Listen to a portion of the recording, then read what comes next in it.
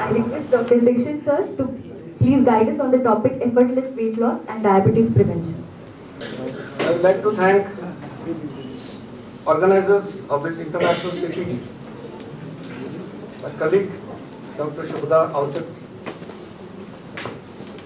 and her colleagues in the Department of Community Medicine, and also the management of this college for giving me this opportunity to come to your college and share my thoughts about weight loss and diabetes reversal. I was told that non-teaching staff also has come and they will be happy if I speak in Marathi. So is there anybody who doesn't understand Marathi in the audience? If everybody understands Marathi, anyway the PowerPoint is in English. So those who understand English, they can read those slides and I can speak in Marathi if it is okay for all of you. There's nobody who doesn't understand Marathi, right? Very good.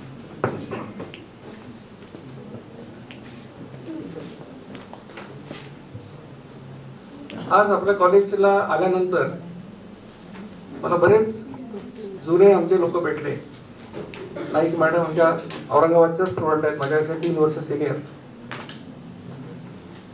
Doctor Sunil, जेव्हा मी लोणीला lecturer म्हणून होतो 90 ते 93, तेव्हा सुनीलची batch माझी पहिली batch होती. तेव्हा मला खूप उत्साह होता शिकवण्याचा. नवीन लेक्चरर झाले असतात.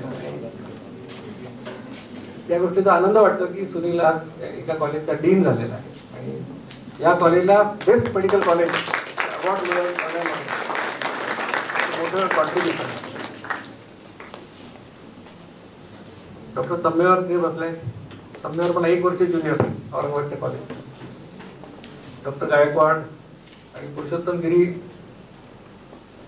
म्हणजे मला वाटतं त्याचे पीजी टीचर आणि आम्ही चांगले मित्र असल्यामुळे तेव्हापासून चांगली ओळख आहे आणि कुठे सरांचा आमचा नेहमी संपर्क होत असतो. बाकी डॉक्टर मोरे सर आहेत. म्हणजे इथे असं वाटतं की आपण आपल्या घरी आल्यासारखं वाटतं. पण कुठे पाहुणे म्हणून गेल्यासारखं काही मला फिलिंग येत नाही. आता डॉक्टर सदानंद सरांनी फार चांगलं मार्गदर्शन केलं आणि मला असं वाटतं खरं तर एखादं व्याख्यान सदानंद सरांचं ठेवावं झूमवर, आम्हाला देखील ते इतर ठिकाणी सुद्धा ऐकता येईल. कारण ज्या गोष्टी त्यांनी सांगितल्या, अनेक गोष्टी, इतके पुस्तकांचे रेफरन्स दिले, ते वाखाणण्यासारखं आहे. आणि म्हणजे त्यांचं वय 80च्या पुढे आहे असं मला जेव्हा सुनीलने सांगितलं तेव्हा यांच्यापेक्षा योग्य माणूस लाईफस्टाईल डिसीज बद्दल बोलण्यासाठी दुसरा कोणी असू शकत नाही असं. कारण 80 वर्षी जिवंत असणं हे पहिलं अचिव्हमेंट.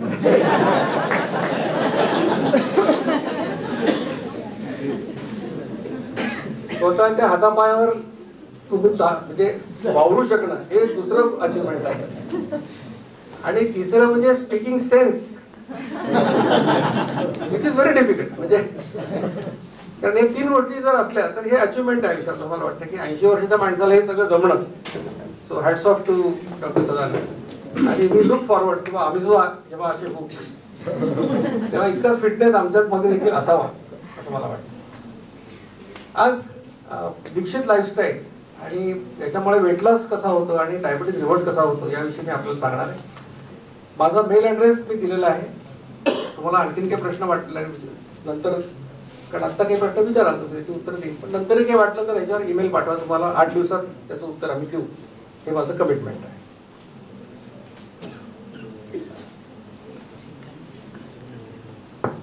याला तरी दीक्षित जीवनशैली असं नाव आता असलं तरी माझ्यासाठी ती जिचकर जीवनशैली आहे.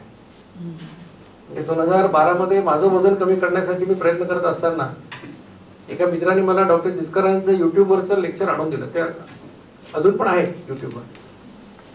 आणि ते ऐकल्यानंतर माझा काही विश्वास बसला नाही. कारण तेव्हा त्यांनी सांगितलं होतं की निरोगी राहायचं असेल तर 2 वेळा जेवा. आणि आम्ही शिकलो मेडिकल कॉलेजमध्ये किंवा कॅलरीज इन कॅलरीज आउट. सगळ्यात समजायला सोपं किंवा कमी खा जास्त खर्च करा. आणि हा माणूस सांगत होता की नाही 2 वेळा जेवा, काय हवं ते जेवा. म्हणजे गोड खाऊ नका असं नाही, तेल खाऊ नका असं नाही, जे हवं ते खा. नॉनव्हेज खायचं नॉनव्हेज खा, पण 2 वेळा खा.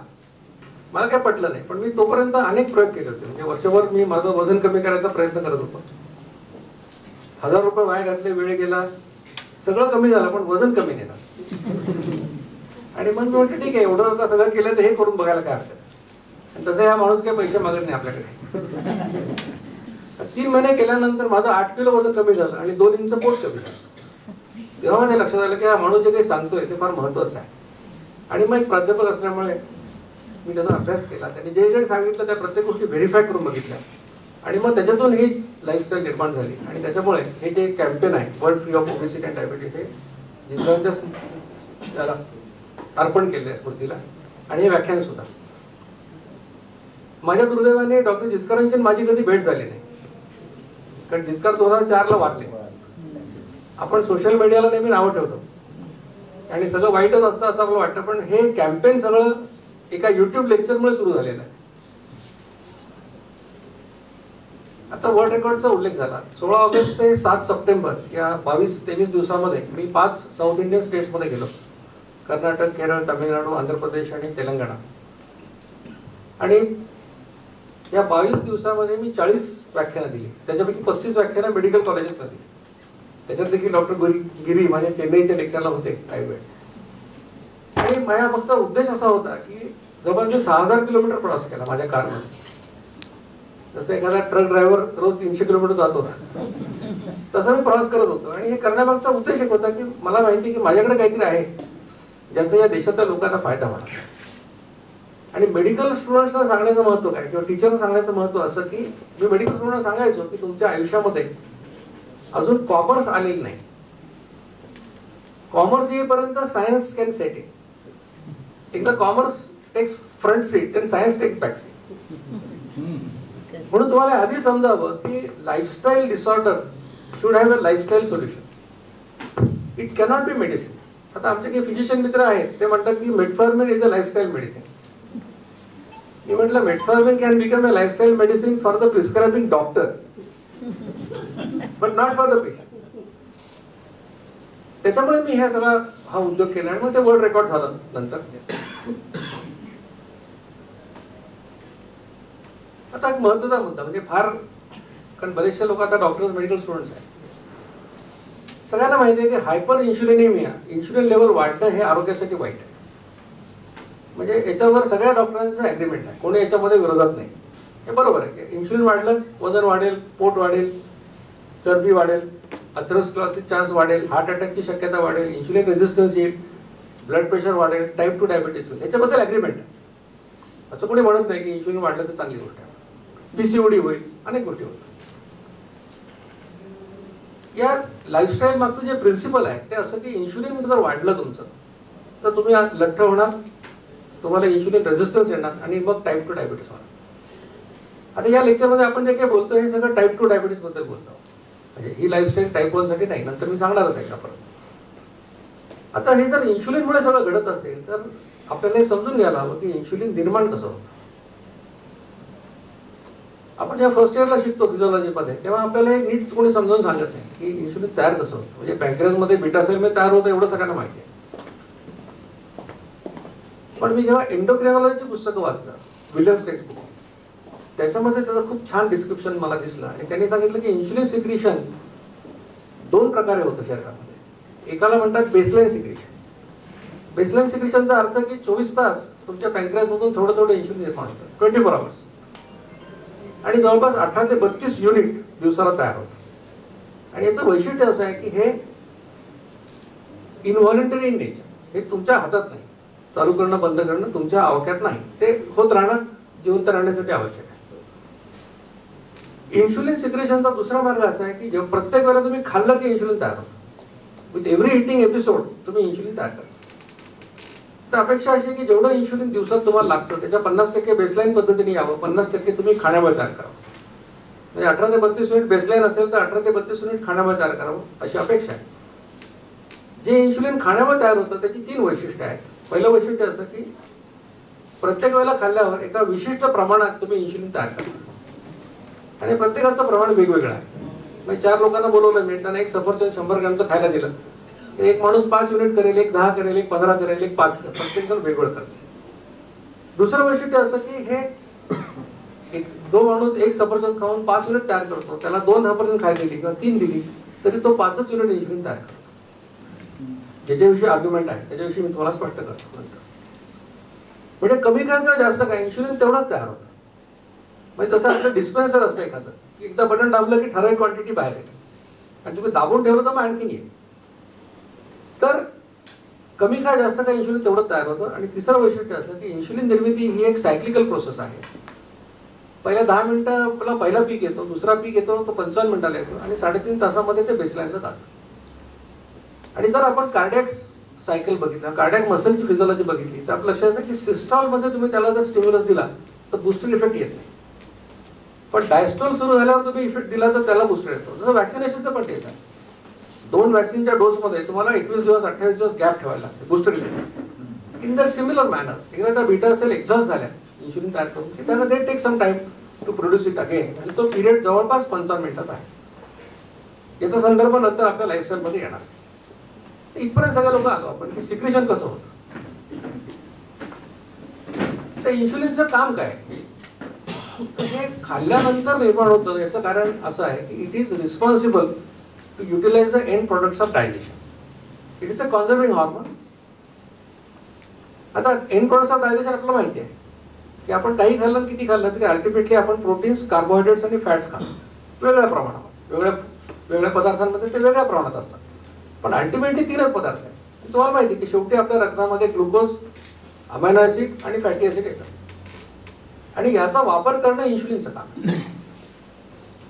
आता आपलं शरीर करोडो पेशींचं बनलेलं आहे. प्रत्येक पेशीला काम करायला ऊर्जा लागते आणि सगळ्या पेशींची गरज एखाद्या केली तर ती आपली ऊर्जेची गरज होते. आणि आपण म्हणतो की ऑन अन ॲव्हरेज आपल्याला 2000 कॅलरीज ऊर्जा लागते सरासरी. ज्याचं वजन जास्त आहे किंवा जो जास्त मेहनतीची कामं करतो त्याला जास्त लागेल. पण एक सरासरी 2000 कॅलरीज ऊर्जा लागते. आणि मग ऊर्जा ही शरीर कसं मिळवतं, तर शरीराकडे जाळण्यासाठी 2 इंधन आहेत. 2 लेजिटिमेट फ्युएल्स टू बर्न. एक आहे ग्लुकोज. तुम्ही 1 ग्रॅम ग्लुकोज जाळलं तर 4 कॅलरी मिळतात. दुसरं आहे फॅटी ऍसिड. 1 ग्रॅम जाळलं तर 9 कॅलरी ऊर्जा मिळते. म्हणजे आपल्या लक्षात येईल की फॅटी ऍसिड जाळलं तर 2.25 पट ऊर्जा मिळते ग्रॅम टू ग्रॅम कम्पेअर केलं तर. त्यामुळे जर if somebody is a cell, what the cell will like to burn, cost effective आहे टू बर्न फॅटी ऍसिड. त्यामुळे सगळ्या पेशींना फॅटी ऍसिड जाळण्यामध्ये मजा येते. त्यांना ते आवडतं. It is natural for them. आणि ग्लुकोज आणि फॅटी ऍसिड हा जो फ्युएल्सचा क्रम आहे त्याच्यात प्रायोरिटी पहिले ग्लुकोजला आहे. आपल्या घरामध्ये सुद्धा आपण मिठाई आणली आणि फरसाण आणला तर कुठला पदार्थ आपण लवकर संपवतो? मिठाई लवकर संपवतो कारण ते नष्ट होते. 24 तासात 48 तासात दुधाचे पदार्थ खराब होतात. ज्याचा स्टॉक करता येतो ते आपण आरामात वापरतो कारण ते फरसाण काही महिनाभर पण आहे. तसं ग्लुकोजचं स्टोअर करता येत नाही जास्त, त्यामुळे ते वापरून टाकावं लागतं. म्हणून priority of fuel is glucose.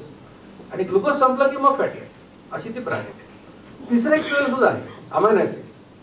पण amino acid is a body building substance. त्याच्यामुळे ते ऊर्जेसाठी सहसा शरीर वापरत नाही. इट इज लाईक घर घाण ठेवण्यासारखं आहे.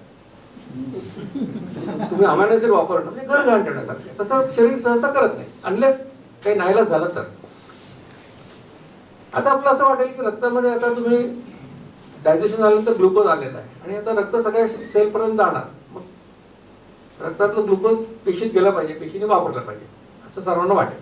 पण त्याच्यामध्ये अडथळा असा आहे की त्या प्रत्येक पेशीवर एक कुलूप आहे, ज्याला आपण तांत्रिक भाषेत इन्शुलिन रिसेप्टर असं म्हणतो. की जोपर्यंत ते कुलूप उघडलं जात नाही तोपर्यंत ग्लुकोज पेशीत जात नाही. मग इन्शुलिनचं पहिलं काम काय?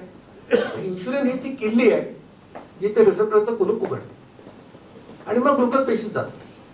मग आता सगळ्या पेशीत ग्लुकोज गेलं, पेशीने वापरलं, त्यांचं काम झालं. पण अजून ग्लुकोज असतं आपल्या रक्तामध्ये. कारण काय? आपलं दिवसभराचं खाणं काय? पोळी, भाकरी, भात, इडली, डोसा, फळं, गोड पदार्थ, कार्बोहायड्रेट्सचा अतिरेक आपल्या जेवणामध्ये आहे. आपण जवळपास 80-85% कार्बोहायड्रेट खातो. त्यामुळे डायजेशन नंतर आपल्या रक्तामध्ये ग्लुकोजचा महापूर आलेला असतो. पेशींची गरज संपली, अजून ग्लुकोज शिल्लक, याचं काय करायचं? मग इन्शुलिनमुळे या जास्तीच्या ग्लुकोजचं रूपांतर ग्लायकोजन मध्ये होतं आणि तुमच्या लिव्हरमध्ये आणि मसल्समध्ये साठवलं जातं. आता ते लिव्हरमध्ये आणि मसलमध्ये साठवायचं त्याला त्यामुळे लिमिट असतं. खूप जास्त 2-4 किलो नाही साठवता येत. तर लिव्हरमध्ये 100 ग्रॅम आणि मसल्समध्ये 400 ग्रॅम तुम्ही ग्लायकोजन साठवू शकता. आणि glycogen is nothing but aggregation of glucose molecules.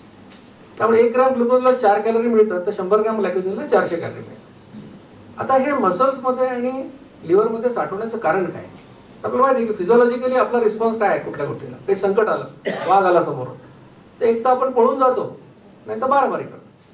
पण दोन्ही करायला मसल्स लागतात. आणि म्हणून इन्स्टंट एनर्जीचा सोर्स म्हणून ग्लायकोजन हा मसल्समध्ये ठेवलेला आहे. आता हा जो मसलमधला ग्लायकोजन आहे हा आपण मुलांना दिलेला पॉकेट मनी सारखा आहे. म्हणजे एकदा मुलाला पॉकेट मनी दिला की तो परत मागता येते. पोरं ते स्वतःसाठी खर्च करून टाकतात. कारण जर तुम्हाला पळायचं असेल तर तुमच्या पायाच्या मसल्समध्येच पाहिजे ग्लायकोजन. तो दुसरीकडे असून चालणार नाही. तुम्हाला मारामारी करायची तर तुमच्या बायसेप्स ट्रायसेप्स मध्ये पाहिजे. म्हणून तो तिथल्या तिथे वापरता येतो, दुसरीकडे वापरता येतो. लिव्हर मधला ग्लायकोजन जो आहे 100 ग्रॅम, तो मात्र आई वडिलांचं पैशासारखा आहे. तो पुढे वापरता येतो घरात. आणि याचा पर्पज काय की तुम्हाला समजा 9 वाजता तुमची जेवायची वेळ आहे, पण जर 10 वाजले, 11 वाजले, 12 वाजले, 4 वाजले, 5 वाजले, आता खायलाच नाही मिळालं, तर तुम्ही खात नाही तर ब्रेन काम करतो तुमचा, हार्ट काम करणार आहे, त्यांना ऊर्जा लागते. अशा वेळेला त्या ग्लायकोजन इज ब्रोकन डाऊन आणि तुम्हाला 400 कॅलरी ऊर्जा शरीर देतं. तर ही इन्शुलिनची 2 कामं महत्वाची आहे. तिसरं काम फार महत्वाचं आहे. हे 2 कामं झाली की ते काम सुरू होतं. हे 2 कामं झाल्यावर अजून ग्लुकोज शिल्लक असेल समजा, जे असतेच आपल्या डाएटमध्ये, त्या एक्स्ट्रा ग्लुकोजचं कन्व्हर्शन इन्शुलिनमुळे फॅटी ऍसिड मध्ये होतं आणि ते चरबीच्या रूपात साठवलं जातं. त्यामुळे पुष्कळ लोकांच्या लक्षात आलं असेल की ते म्हणतात की तेल खात नाही, तूप खात नाही, अंड्यातलं पिवळं सुद्धा फेकतो, तरी मी लठ्ठ खायचं, माझं पोट कसं काय सुटलंय. तर पोट सुटण्यासाठी, लठ्ठ होण्यासाठी तुम्हाला तेल तूप खाण्याची आवश्यकता नाही. ते काम तुम्ही पोळी भाकरी खाऊन सुद्धा करू शकता. कारण त्या पोळी भाकरी भातामधल्या ग्लुकोजचं रूपांतर चरबीत केलेलं आहे. आणि कोणी केलं तर इन्शुलिन केलं. म्हणजे यातला कल्प्रिट कोण आहे तर इन्शुलिन आहे. म्हणून जे प्रिन्सिपल मी सांगितलं की इन्शुलिन लेवल वाढली की तुम्ही लठ्ठ होता, तुमच्या शरीरात चरबी जमा होते, त्या पहिल्या भागापर्यंत आपण आलो. आता दुसरे 2 गोष्टी आहेत, इन्शुलिन रेझिस्टन्स आणि टाईप 2 डायबिटीस. हे कसं होतं याच्यासाठी आपल्याला माणसाच्या इतिहासामध्ये जावं लागेल, थोडं उत्क्रांतीमध्ये जावं लागेल. की माणूस जेव्हा पृथ्वीवर आला तेव्हा आपण जंगलात राहायचो, जसे बाकीचे प्राणी जंगलात राहतात तसं आपण राहायचो. आणि किती वर्ष जंगलात राहिलो आपण, तर 6 लाख वर्ष आपण जंगलात राहिलो. खूप मोठा पिरियड आहे. गेली 10,000 वर्ष आम्ही जंगलाच्या बाहेर. आता 10,000 वर्ष आणि 6 लाख वर्ष कम्पेअर करा. म्हणजे मेडिकल स्टुडंट आता आपल्या घरून इथे शिकायला आले 4 वर्ष. संस्कार कुठले आहेत? घराचेच संस्कार. आपल्यावर संस्कार कुठले आहेत मग? जंगल लाईफचे. 6 लाख वर्ष, 10,000 वर्षामध्ये आपण आता आहे त्यातल्या 5-6 हजार वर्ष आपल्याला शेती करता येते. 5-6 हजार वर्षाची गोष्ट आहे. म्हणजे जेव्हा आपण जंगलात होतो तेव्हा पोळी भाकरी भाताचा काय प्रश्न नव्हता, शेती करता येत नव्हती. त्यामुळे आपण काय करत होतो, कसं खात होतो, तर जसं इतर प्राणी खातात तसंच आपण खात होतो. दुसऱ्या प्राण्याला मारायचं आणि खायचं एवढंच आपल्याला येत होतं, दुसरं काही येत नव्हतं. मग दुसऱ्या प्राण्याला मारून जर खायचं असेल तुम्हाला,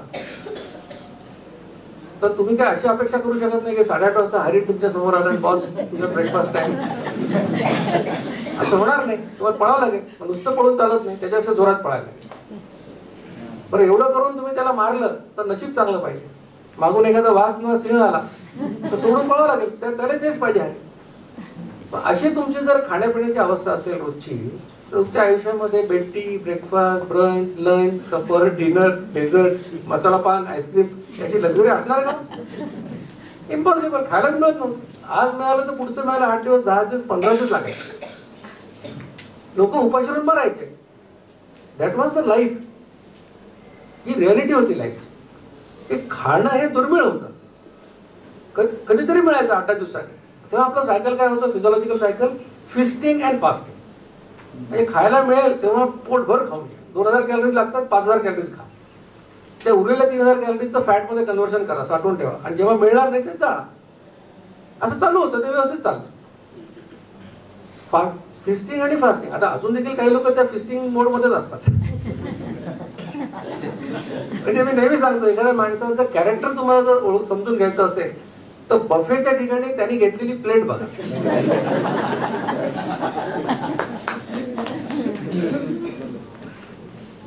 कसं त्याने त्या गुलाबजामावर पुऱ्या ठेवल्या, पुरीवर काहीतरी ठेवलं.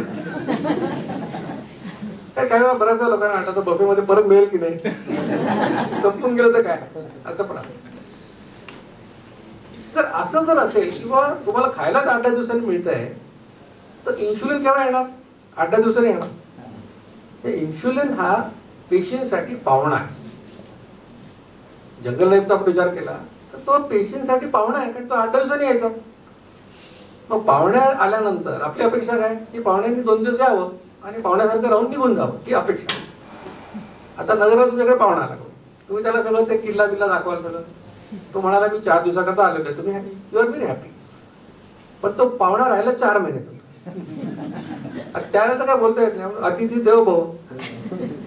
पण पुढच्या वेळेला तो फोन करतो मी येणार आहे, तुम्ही सांगता भाऊ येऊ नको, मीच गावात आहे म्हणता की नाही.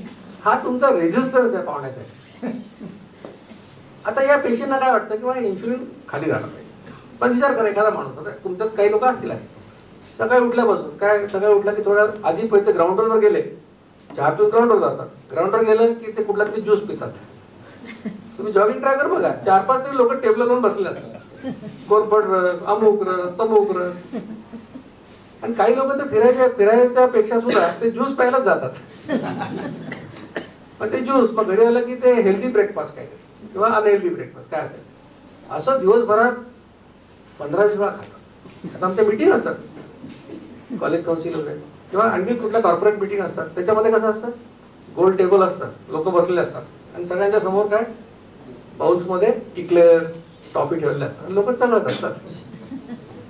तुम्ही जर खेड्यामध्ये गेलात तर दोन्ही बाजूला गायी बांधलेल्या असतात आणि मध्ये चारा टाकलेला असतो. त्याची मला आठवण होती.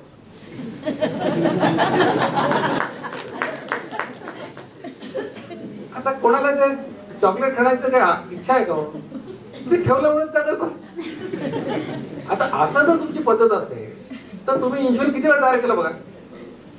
पण तुम्हाला हे सांगितलं मी, कमी का जास्त काय इन्शुलिन तेवढंच आहे. म्हणजे एक पोळी आणि भाजी खाणं काय आणि अर्ध केळं खाणं काय आणि तुम्ही कॅडबरी खाणं काय किंवा चॉकलेट खाणं काय, एकच आहे.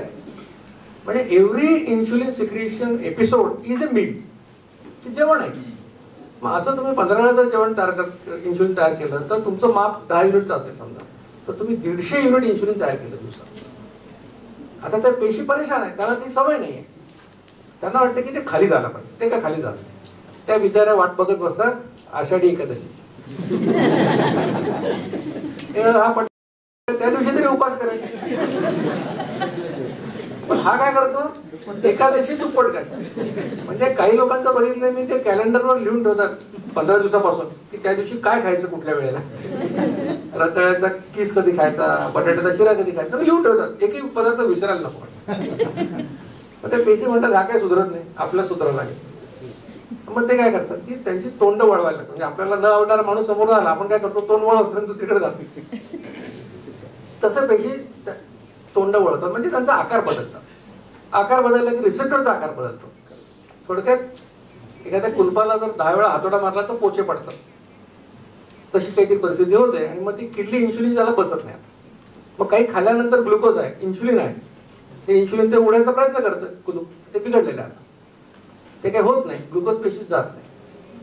पेशींचा मेसेज मेंदूला जातो की आम्हाला खायला मिळत नाही. मेंदू रक्तात बघतो, अरे एवढं तर ग्लुकोज रक्तामध्ये आहे, ह्यांना काय मिळत नाही. मग कदाचित बहुतेक माझ्या किडल्या कमी असतील किंवा त्या काम करत नसतील. आणि या दोन्ही सिच्युएशन मध्ये मेंदू म्हणतो ठीक आहे, याचं माप आता वाढवून टाकू. 10 युनिट तयार करतोय तर 10चं 20 करायला पाहिजे आता, म्हणजे ते काम करेल. म्हणजे जे काम करायला तुम्हाला 10 युनिट इन्शुलिन लागत होतं ते आता 20 युनिट लागायला लागतं. याला म्हणायचं इन्शुलिन रेजिस्टन्स, याला म्हणायचं इन्शुलिन रेजिस्टन्स. मग असं वाढत जातं की नंतर पुन्हा आणखीन कुल्प बिघडतात. मेंदू 20 ते 30 करतो, 30 ते 40 करतो. अशी शेवटी एक अवस्था अशी येते की रक्तात भरपूर इन्शुलिन आहे, भरपूर ग्लुकोज आहे, पण हे कुल्प एवढे बिघडले, आता रेजिस्टन्स एवढा वाढला की ग्लुकोज काय पेशीत जात, ते रक्तामध्ये अडकून पडतं, लघवी वाटे बाहेर पडायला लागतं. आणि रक्तात एवढं ग्लुकोज असल्यामुळे दुसरं जे फ्युएल आहे फॅटी ऍसिड तेही शरीराला वापरता येते. मग ग्लुकोज पण नाही, फॅटी ऍसिड पण नाही, तर मग शरीर नाईलाजाने तिसऱ्या फ्युएलकडे जातं. आणि मग तुमचे प्रोटीन्स तुमच्या मसलमध्ये असतात, ते पोखरून त्याच्यातून ऊर्जा मिळवायला लागतात. आणि मग त्यामुळे काय होतं, वजन वजन कमी होणे, मसल लॉस होणे, रात्री रघुवीला 3-4 वेळा उठावं लागणे, आणि मग सकाळी तुम्ही फिजिशियनकडे जाता, डायबिटीसकडे जाता, उपाशी पोटी साखर 300, जेवल्यावर 400, HbA1c 11, 10 असं काही रिपोर्ट येतो, आणि मग तुम्हाला टाईप 2 डायबिटीसचं लेबल आम्ही लावतो. म्हणजे लक्षात काय आलं तुमच्या, की इन्शुलिन वाढल्यामुळे होणाऱ्या सगळ्या गोष्टी, वजन वाढणे, इन्शुलिन रेझिस्टन्स आणि टाईप 2 डायबिटीस एकाच हायवेवरचे माइलस्टोन आहे. आणि याच्या मागे ट्रिगर काय, इन्शुलिनचे लेवल वाढणे हा ट्रिगर आहे. मग आता कारण तर कळलं आपल्याला की इन्शुलिन लेवल वाढल्यामुळे हा प्रॉब्लेम झाला, तर सोल्युशन काय असणार आहे. तर परीक्षेत फेल झाला, का फेल झाला, अभ्यास नाही केला म्हणून. मग सोल्युशन काय, अभ्यास कर. इन्शुलिन वाढल्यामुळे प्रॉब्लेम झाला, तर सोल्युशन काय, इन्शुलिन कमी कर. आता इन्शुलिन कमी करायचं असेल तर तुम्हाला तयार कसं होतं माहिती आहे, सिक्रेशन माहिती आहे. बेसलाईनला तुम्ही काय करू शकाल का, इनव्हॉलंटरी काय करता येईल, पण खाण्याचे जे एपिसोड आहेत त्याच्यामुळे जे इन्शुलिन तयार होते त्याला तुम्ही काय करू शकता का, ते तुमच्या हातात, त्याच्यावर तुमचं नियंत्रण असू शकतं. मग आता उद्यापासून काय करणार, कमी खाणार की कमी वेळा खाणार. कमी खाऊन जास्त खाऊन इन्शुलिन तेवढंच आहे. त्यामुळे कमी खाणं हे सोल्युशन नाहीये, कमी वेळा खाणं हे सोल्युशन आहे. इटिंग फ्रिक्वेन्सी कमी करणं हे महत्वाचं आहे. आणि इटिंगचा अर्थ असा कुठलाही एपिसोड याच्यामुळे इन्शुलिन तयार होतं. इटिंग फ्रिक्वेन्सी हा डिटर्मिनंट आहे इन्शुलिनच्या लेवलचा. आता बरेच डॉक्टर माझ्याशी आर्ग्यू करतात, नाही कमी खाल्लं तर कमी इन्शुलिन तयार होतं, जास्त खाल्लं जास्त होतं. आता चांगल्या डायबेटॉलॉजिस्टने विल्यम्स टेक्स्टबुक ऑफ एंडोक्रिनॉलॉजी वाचायला पाहिजे अशी अपेक्षा. त्यात काय लिहिलंय, त्यांनी एक प्रयोग केला की 20% कॅलरीज ब्रेकफास्टला दिल्या, 40% लंचला दिल्या, 40% डिनरला दिल्या. म्हणजे कॅलरीज x आज. इन्शुलिन सिक्रेशन जर कमी खाऊन कमी जास्त खाऊन जास्त होत असं काय व्हायला पाहिजे होतं, इन्शुलिन लेवल x आणि 2x सिक्रेशन व्हायला हवं. विल्यमने सांगितलंय की आम्ही असं बघितलं की insulin secretion was more or less the same. हे कोणी म्हटलंय, विल्यमने म्हटलंय, डॉक्टर दीक्षितने म्हटलंय नाही, हे टेक्स्टबुक आहे. तरी लोक आर्ग्यू करतात. मग आम्ही प्रयोग केलाय. 18 व्हॉलंटियर्सना आम्ही सांगितलं की 3 दिवस लॅबमध्ये जा फास्टिंग स्टेटमध्ये. पहिल्या दिवशी x क्वांटिटी फूड तुम्ही खा, फूड खा, दुसऱ्या दिवशी 2x, तिसऱ्या दिवशी 3x खा. म्हणजे एक तुम्ही पोळी खाल्ली आणि थोडी भाजी खाल्ली, तिसऱ्या दिवशी 2 पोळ्या डबल भाजी, तिसऱ्या दिवशी 3 पोळ्या ट्रिपल भाजी असं खा. आणि इन्शुलिन लेवल टेस्ट करा 0, 10, 60 मिनिट्सला इन्शुलिन लेवल. आता काय व्हायला पाहिजे होतं, जर कन्व्हेन्शनल थॉट प्रोसेस बरोबर असेल तर आता फास्टिंग तर सगळ्यांचं सारखं, कारण ते फास्टिंग आहे तर 3 दिवशी सारखंच असणार. पण 10व्या मिनिटाला दुसऱ्या दिवशी आणि तिसऱ्या दिवशी इन्शुलिन लेवल डबल आणि ट्रिपल व्हायला पाहिजे होतं. प्रत्यक्षात काय झालं, हा पेपर पब्लिश झाला. There is no linear relationship between quantity of food consumed and insulin secreted असं तर निष्कर्ष. म्हणजे आम्ही जे सांगतो कमी खा जास्त खा इन्शुलिन तेवढं तयार होतं, त्याला हा सपोर्ट आहे, आधार आहे रिसर्च पेपरचा. आता जर कोणी मला असं म्हणाल नाही माझं मत असं आहे, तर आम्ही मताला किंमत देत नाही, आम्ही पुराव्याला किंमत देतो. मी जर 18 वर प्रयोग केला, तुम्ही 19 वर करा, ते मान्य करायला मी तयार. पण प्रयोग न करता नुसती तुमची मतं ती महत्वाची नाही. पण इटिंग फ्रिक्वेन्सी ही त्याच्यामधली महत्वाची गोष्ट आहे. आणि एवढं एकदा कळलं की लाईफस्टाईल समजायला फार सोपी.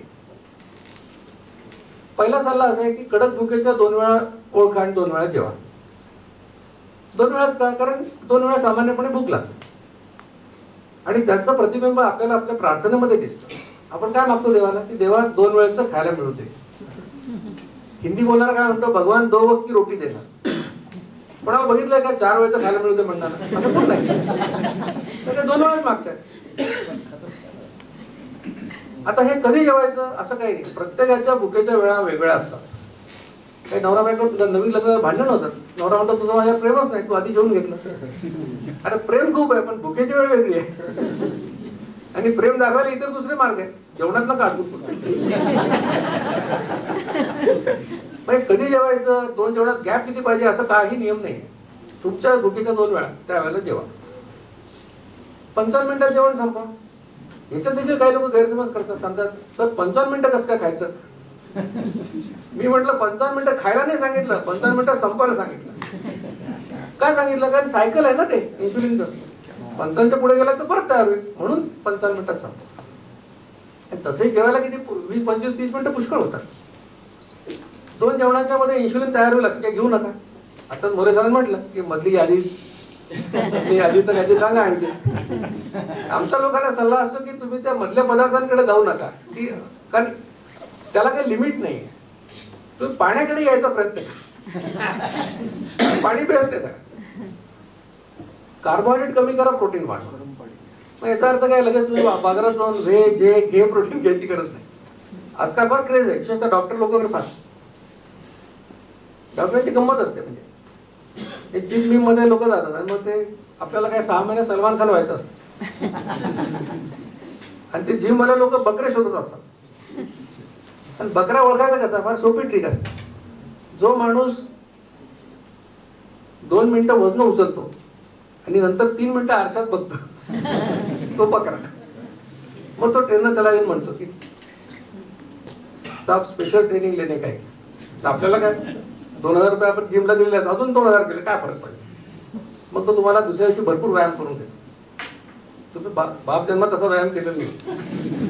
तिसऱ्या दिवशी तुम्ही अंथरुणातच असता, हातपाय हलवत, तुम्ही जरा फोन करता, अरे बाबा माझं असं झालं, आता काय करायचं. तो म्हणजे तुम्ही प्रोटीन खायला पाहिजे. ते काय सांगतात, तुम्ही व्यायाम केला, मसलचं काय केलं तर ते मसल फायबर ब्रेक होतात आणि त्याला प्रोटीन नाही खाऊ घातले तर तसेच राहतात. तुम्ही म्हणता आपण गेलो सलमान खान व्हायला आणि व्हायचं अष्टवक्र. आणि मग तुम्ही त्याला विचारता मी काय खाऊ आता, मग प्रोटीनसाठी अंडे खाऊ का सोयाबीन खाऊ. तो नाही माझ्याकडे डब्यात म्हणतो हे प्रोटीन ते प्रोटीन, ते तर फ्रँचायझी असतं. मला आश्चर्य वाटतं की आम्ही फिजिओलॉजी शिकलो, मेडिसिन शिकलो, आम्हाला कोण सांगितलं नाही की मसल फायबर तुटतात, त्याला काहीतरी खायला घालायला लागतं. पण आमचे एमडी झालेले लोक 12वी नापास ट्रेनरचं ऐकतात. तर कार्बोहायड्रेट कमी करा आणि प्रोटीन वाढवा म्हणजे काय, जे झेपेल तेवढंच करायचं. मी एक खाण्याचा सिक्वेन्स सांगणार आहे, ते केलं तर तुम्हाला बाकी काही विचार करायची गरज नाही. कार्बोहायड्रेट 80-85% खात असाल तर ते 60% राहणार. ते कसं करायचं मी तुम्हाला सांगेन. पण ते अन्न पदार्थातून मिळाला हे लक्षात ठेवा. कुठल्याही बाजारातून प्रॉडक्ट आणून खायची गरज नाही. जेवण तुम्हाला डायबिटीज नसेल तरी सुद्धा गोड जेवढं कमी खाल तेवढं आरोग्यासाठी चांगलं आहे. आणि गोडचा अर्थ गुळ, साखर, मध, शुगर फ्री, हे सगळं आरोग्यासाठी वाईट आहे. म्हणजे साखरेचा एक कण सुद्धा न खाता तुम्ही 100 वर्ष आयुष्य जगू शकता. आवश्यक नाही. पण ठीक आहे, नॉन डायबिटिक असेल तर खाऊ शकता, पण कमी करा. डायबिटिक असेल तर मुळीच खाऊ नका. आणि याच्याबरोबर व्यायाम सांगितलाय की 4.5 किलोमीटर चाला. आता हे 45 मिनिटात ज्याला शक्य त्याने चालावं, ज्याला जास्त वेळ जास्त वेळ लागतो, हरकत नाही. आणि गुडघे दुखतात, वजन जास्त आहे, जमत नाही. अजून कुठले व्यायाम आहे. सायकलिंग करायचं असेल 12-15 किलोमीटर सायकल चालवा. सूर्यनमस्कार करायचे तर 45 घाला तरी चालेल. घरातला कुठलाही व्यायाम करू शकता, पण तो कार्डिओ एक्सरसाइज ज्याने हार्ट रेट वाढेल असा व्यायाम पाहिजे. तर ही झाली लाईफस्टाईल. आता ही लाईफस्टाईल 3 प्रकारच्या लोकांसाठी नाही आहे. एक म्हणजे 18 वर्षाखालची मुलं, त्यांना याची आवश्यकता नाही. पण आता तुम्ही पाहिलं तर घराघरामध्ये अशी परिस्थिती आहे की पाठमोरे जात असतील तर वडील कोण मुलगा कोण ओळखू येत, आई कोण मुलगी कोण ओळखू येत नाही, अशी परिस्थिती आहे. आता पुण्यामध्ये बघतो फर्ग्युसन रोड इकडे तिकडे जाताना 17-18 वर्षाची मुलं आई वडील कौतुकाने जीनची पॅन्ट टी शर्ट घेऊन देतात, त्यात मावत नाहीत, ते इकडून तिकडून बाहेर येत असतात. म्हणजे पालक माझ्याकडे आले, त्यामुळे तुम्ही आमचं तर वजन कमी केलं, या पोरांचं काय. तेव्हा आम्ही बघ अनेक पेडियाट्रिशियनशी चर्चा केली. ते म्हणाले बघ यांना 2 वेळा खाऊन तर नाही यांना जमणार, पण 4 वेळा खाल्लं तर पुरे. मग आम्ही कॅम्पेन चालू केलं मुलांसाठी 8वी ते 12वी. त्यात 4 सल्ले आम्ही देतो. पहिला सल्ला की 4 वेळा खा दिवसातून, कारण नंतर तुम्हाला 18च्या नंतर 2 वरच यायचं आहे. 4 वेळा खा. दुसरा सांगतो गोड कमी करा. तिसरा सांगतो कोल्ड्रिंकला कधी हात लावू नका. म्हणजे मी समजा 5 लोकांना इथे बोलवलं आणि एका वाटीमध्ये प्रत्येकाला 55 ग्रॅम साखर खायला दिली. किती लोक खातील. क्रेझी आयडिया ना, साखर खायची बंद. पण तुम्हाला जर मी 500 मिलीलिटरचं कोल्ड्रिंक दिलं प्यायला तर सगळं आरामात पितील 5-10 मिनिटात. 10 मिनिटं पण लागत नाही. It is equally crazy. कारण 100 मिलीलिटर कोल्ड्रिंक मध्ये 11 ग्रॅम साखर आहे, जे तुम्हाला न कळत तुम्ही खाता. आणि लहान मुलांना कोल्ड्रिंक कोणालाही आवडलेलं मी कधी पाहिलेलं नाही. कुठल्याही लहान मुलाला पहिल्यांदा तुम्ही कोल्ड्रिंक द्या, त्याचे वाहे येतात, वाफा, ते गॅस येतो नाकात, डोळ्यातून पाणी यायला लागतं, पोरांना आवडत नाही. मग त्याला कसं आवडायला लागतं, त्याला आपणच कारण असतो पालक. शनिवारी आपल्याच कामासाठी आपण आणलेलं असतं कोल्ड्रिंक.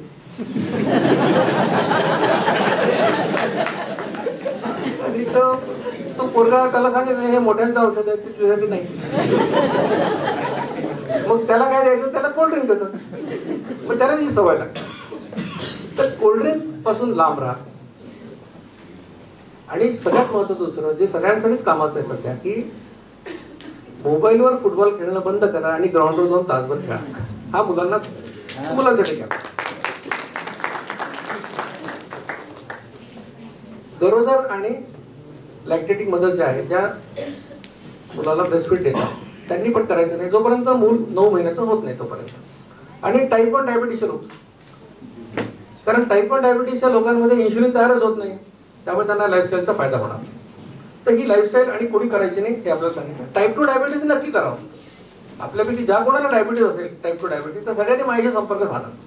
माझा नंबर आहे सगळ्यांकडे, मॅडमकडे पण आहे, नाईक मॅडमकडे पण आहे, सुनीलकडे पण आहे. माझा नंबर घ्या, कारण तुम्ही सगळे डॉक्टर्स आहात, त्यामुळे I like to help you individually also. काही प्रॉब्लेम. जे टाईप 2 डायबिटीसचे लोक मी सांगितलेलं 100% प्रामाणिकपणे करतील, किमान त्यातल्या 50% लोकांच्या गोळ्या मी वर्षभरात बंद करेन, ह्याची तुम्हाला गॅरंटी देतो. फक्त टाईप 2 डायबिटीस करताना प्रोटोकॉल फॉलो करा. टाईप 2 डायबिटीस फार उत्साही असतात, त्यांना काही पोस्ट आली व्हॉट्सअपवर करून बघतात. मागे पोस्ट आली, कारल्याचा रस करा, एका परातीत ठेवा, त्याच्यात पाय बुडवून बसा, तोंडात कडू चव आली की डायबिटीस गेला. तर बऱ्याचशा नगर कुठे अजून ठिकाणी कारले मिळणं बंद झालं, शॉर्टेज. लोक काय मूर्ख नाही आहे, लोक फ्रस्ट्रेट झाले. लोकांना वाटतं आपल्या गोळ्या बंद व्हायला पाहिजे, पण ते काही करायला तयार असतात. पण तुम्ही प्रोटोकॉल फॉलो करा. कारण कसं आहे, सांगितलं 2दा खायचं, उद्यापासून 2दा खायला, पण गोळ्या 3 वेळा घेता. आता ग्लुमिट्राइड 3 वेळा घेत असाल आणि 2दा जेवलं आणि एकदा ग्लुमिट्राइड घेतली, काही न खाता तुम्ही चक्करून पडाल कुठे, मराल सुद्धा. त्याला मी जबाबदार नाही. म्हणून प्रोटोकॉल फॉलो करा. तुम्हाला एका कोऑर्डिनेटरचा नंबरही देणार आहे मी. आता मी जे सांगतो याला काही आधार आहे का? आयुर्वेदाने सांगितलं द्वौ काल भुंजित, म्हणजे दिवसात 2 वेळा जेवावं. आयुर्वेदाने सांगितलं जसं तुम्ही अग्निहोत्र दिवसातून 2 वेळा पेटवता, सूर्योदय आणि सूर्यास्त, तसं जठराग्नी प्रज्वलित झाला की 2 वेळा जेवा.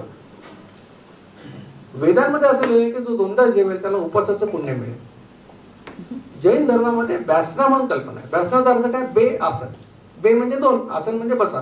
2 वेळा बसा, 2 वेळा खा, असं सांगितलं. एकासना पण आहे, म्हणजे एकदाच बसा आणि एकदाच जेव्हा पण सांगितलेलं, पण ते साधूंसाठी आहे. गौतम बुद्धांनी शिष्याला काय सांगितलं? गौतम बुद्धांनी सांगितलं की तुम्हाला निरोगी राहायचं असेल तर रात्री जेवू नका, एकदाच जेवा, आणि ते योग्य होतं. इस्लाम मध्ये रमजान आहे, रोजे कशासाठी असतात? सगळे धर्म सांगतात की तोंड आवरा, मोक्ष पाहिजे असेल तर तोंड आवरा.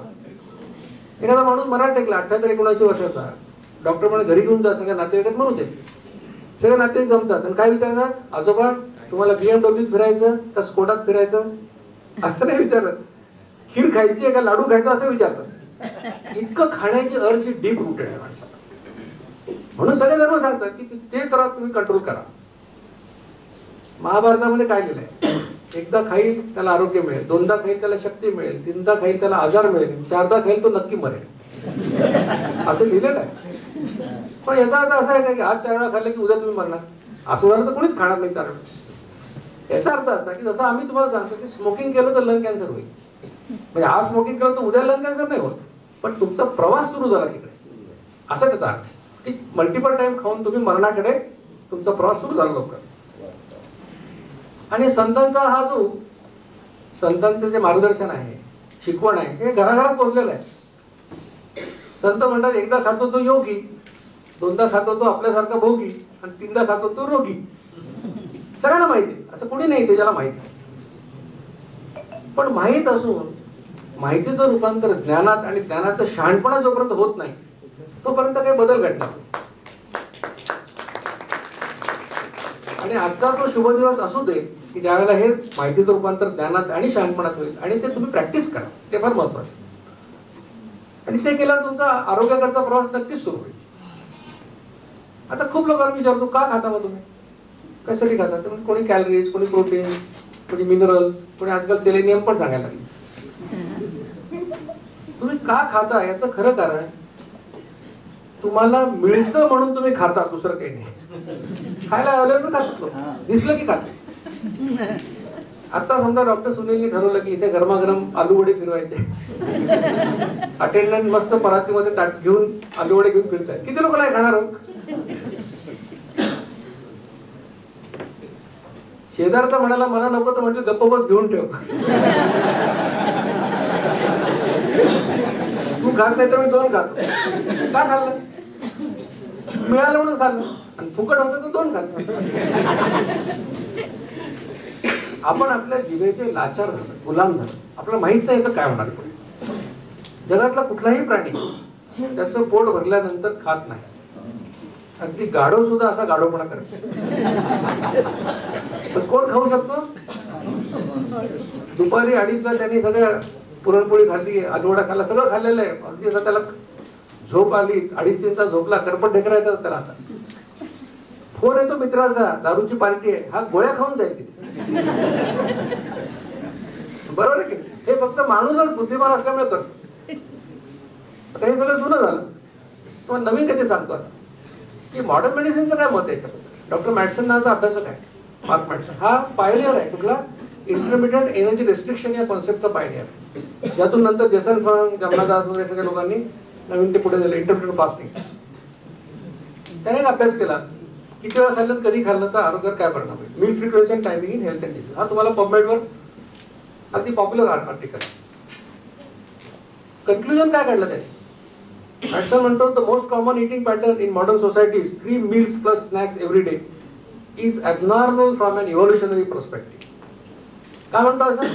तुम्ही जंगली प्राणी आहे. इतका वेळ खाणं तुम्हाला अपेक्षित नाही. इतकं खाणं अपेक्षित नाही, इतका वेळ खाणं पण अपेक्षित नाही. म्हणून मॅटसन म्हणतो की इतका वेळ खाणं चुकीचं आहे, अनैसर्गिक आहे.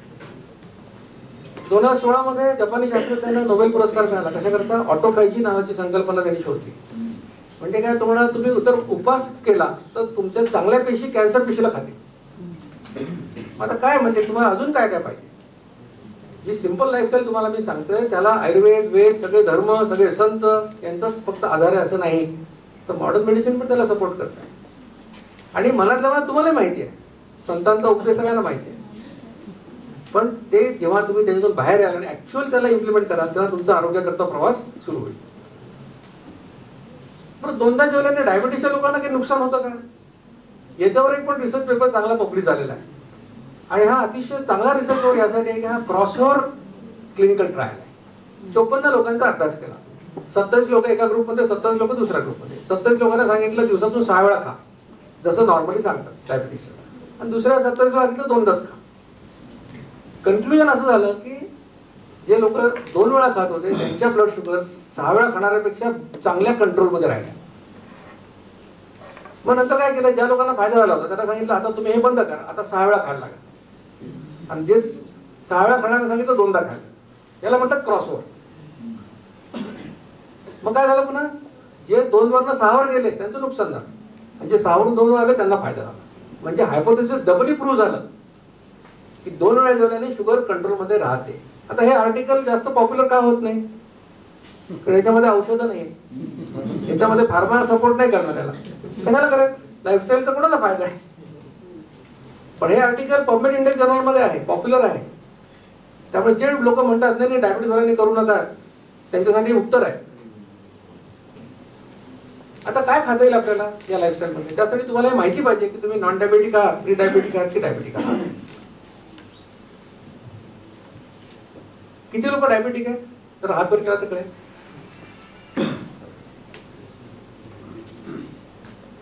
म्हणजे ज्यांनी हात वर केले त्यांना आहे, पण ज्यांनी हात वर नाही केले त्यांच्यावर माझा विश्वास नाही. म्हणजे याचं कारण असं की बरेचसे लोक ब्लड शुगर करून सांगत असतात माझी ब्लड शुगर नॉर्मल आहे. आता ब्लड शुगर मधला धोका काय बघा. भारतीय मनोवृत्ती ही डायग्नोसिसला घाबरण्याची आहे. आपण आजाराला नाही घाबरत, आपण डायग्नोस व्हायला घाबरणार लोक आहे. उद्या सांगितलं ब्लड शुगर करा तर आज तो कमी खाणार, गोड तर बिलकुल खात नाही. काही लोक तर पळून येतात 5 किलोमीटर. उद्या ब्लड शुगर नॉर्मल, पुन्हा वर्षभर गुलाबजाम खायला मोकळा. मग कोणाला नॉन डायबेटिक म्हणायचं? 3 गोष्टी पाहिजे. एक म्हणजे तो डायबिटीसचं औषध घेत नाही. दुसरं, त्याचं HbA1c 5.6 पर्यंत आहे आणि फास्टिंग इन्शुलिन 10 पर्यंत आहे.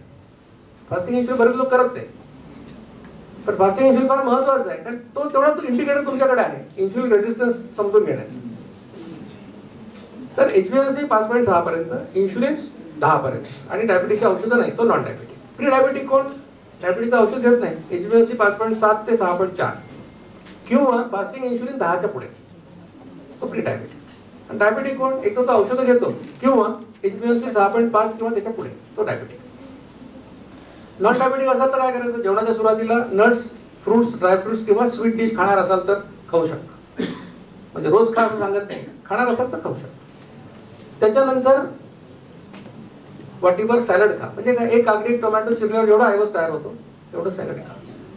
त्याच्यानंतर तेवढीच वाटी मोड आलेलं कडधान्य किंवा 2 उकडलेली अंडी. म्हणजे सकाळी कडधान्य खा तर रात्री अंडी खा, असं अल्टरनेट करू शकता. मोड आलेलं कडधान्य तुम्ही कच्चही खाऊ शकता किंवा शिजवून खाऊ शकता तुमच्या पचनशक्तीनुसार. आणि मग त्याच्यानंतर जे काही पदार्थ असतील ते खा. पण हा सिक्वेन्स फॉलो करा. तुम्ही प्री डायबेटिक किंवा जर डायबेटिक असाल तर जेवणाच्या सुरुवातीला 4 बदाम, 4 अक्रोड खा किंवा अर्धी मूठ शेंगदाणे खा. त्याच्यानंतर तेवढीच एक वाटीवर मोड आलेलं सॅलड खा. या सॅलड मध्ये सगळं खाता येईल, फक्त गाजर आणि बीट खाऊ नका, त्याने शुगर वाढते. मग तेवढीच वाटी मोड आलेलं कडधान्य किंवा 2 उकडलेली अंडी आणि त्याच्यानंतर बाकीचे पदार्थ. पण फळं नाही आणि गोड पदार्थ नाही डायबिटीसच्या लोकांना आणि प्री डायबिटीच्या लोकांसाठी. एवढा 2 मध्ये हा फरक आहे. आता 2 जेवणांच्या मध्ये काय घेते, तर नॉन डायबेटिक असाल तर पाणी, पातळ ताक, 2 चमचे दह्यात ग्लासभर ताक बनवा. विकतचं ताक नाही. Plain green tea, black tea, black coffee चालेल, त्याला कुठलाही फ्लेवर नसावा. त्याच्यात गुळ, साखर, मध, शुगर फ्री टाकू नका. ब्लॅक कॉफी घेणार असाल तर बघा की चिकोरी मिक्स नको. कॉफीच्या बिया भाजून पावडर करतात, ती प्युअर कॉफी चालेल. 25% दुधाचा पातळ चहा पण चालेल. शाळेचं पाणी दिवसातून एकदा पिलं तरी चालेल, पण मलाई खाऊ नका. लोकांचा जीव वर खाली व्हायला. 50 रुपयाचा शाळा मलाई वाया किती घालायची. निम्मा भारत 3 शब्दामध्ये लठ्ठ झालेला आहे, वाया कसं घालवायचं.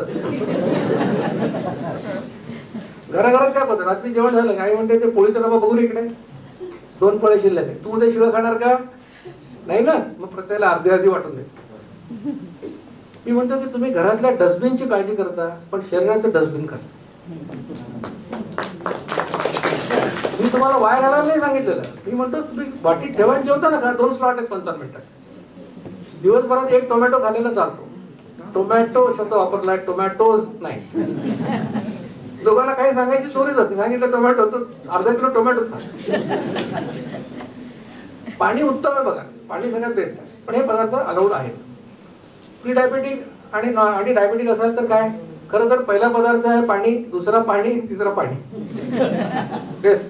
पण पाणी, पातळ ताक किंवा green tea, black tea, black coffee without any flavour, त्यात कुठल्याही गुळ, साखर, मध, शुगर फ्री टाकू नका. एवढंच तुम्हाला चालेल. म्हणजे जे नॉन डायबेटिकला आणखीन 3 पदार्थ आहेत, 25% दुधाचा पातळ चहा, शाळेचं पाणी एकदा किंवा टोमॅटो एकदा, ते प्री डायबेटिक डायबेटिकला अलाउड नाही. एवढं दोघांमध्ये फरक आहे. आता हे केल्याने काय फायदा होईल, म्हणजे माझं तुम्हाला असं सांगणं असं की माझ्यावर विश्वास ठेवायची गरज नाही. तुम्ही हा प्रयोग करून बघा. मी जिसकावर विश्वास का ठेवला, मी प्रयोग केला, मला फायदा झाला. माझ्यावर विश्वास ठेवायची आवश्यकता नाही, स्वतःच्या अनुभवावर विश्वास ठेवा. अनुभवासाठी प्रयोग करावा लागतो. आणि बुद्धिमान लोकांची अडचण तिथंच आहे, आमचा सगळा वेळ विचार करण्यात जातो, पण करत काहीच नाही. आणि विचार करून कोणाचं वजन कमी होत नाही, डायबिटीस चालते, हे लक्षात. काय होईल, 4 फायदे होतात. वजन कमी होईल. किती? 6 महिन्यात 6.8 किलो. आणि जे लाल रेषेत दिले ते सगळे रिसर्च पेपर्स आहेत. म्हणजे आज जे काही मी बोलतोय ते एव्हिडन्स बोलतोय, ओपिनियन्स नाही. 6.8 किलो वजन कमी होईल. आमचं हायएस्ट रेकॉर्ड जे डॉक्टर शिवाजी तळेकर म्हणून जुनागडचे वेटनरी कॉलेजचे प्रोफेसर आहेत सर्जरीचे, 59 किलो वजन कमी झालं 15 महिने. म्हणजे तळेकरांमधून एक छोटा तळेकर निघून गेला.